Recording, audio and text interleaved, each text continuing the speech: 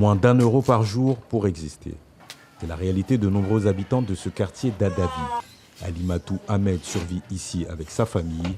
Depuis son enfance, elle confectionne des pagnes traditionnelles. Jusque-là, Alimatou louait ses bras sans aucune marge.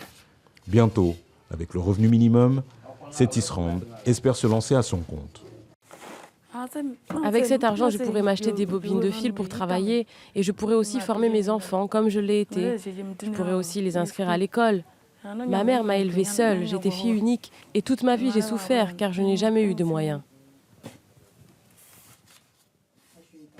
Comme Alimatou, près de 11 000 personnes dans l'état de Kogi vont bénéficier de cette allocation. Leur identification s'est faite par les habitants du territoire. Les futurs allocataires sont alors recensés comme sur cette place. Puis ils sont inscrits sur une base de données. Ils reçoivent ainsi un numéro d'identité bancaire. Le numéro obtenu, ils peuvent ouvrir un compte.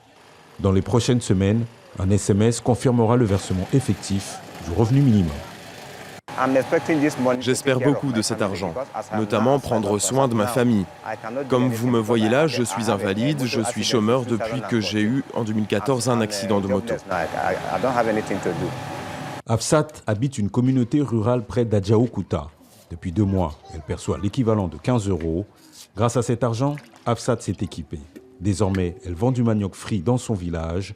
L'agence fédérale en charge de l'allocation mesure déjà l'impact sur la vie d'une majorité des bénéficiaires. C'est essentiel de mettre en place ce programme en ce moment. Il y a une montée de la pauvreté, amplifiée par le changement climatique. Et vous savez, les Nigérians sont en majorité des agriculteurs. Pour le gouvernement, les objectifs à terme sont ambitieux. Sortir 1 million de Nigériennes et Nigérians de l'extrême pauvreté.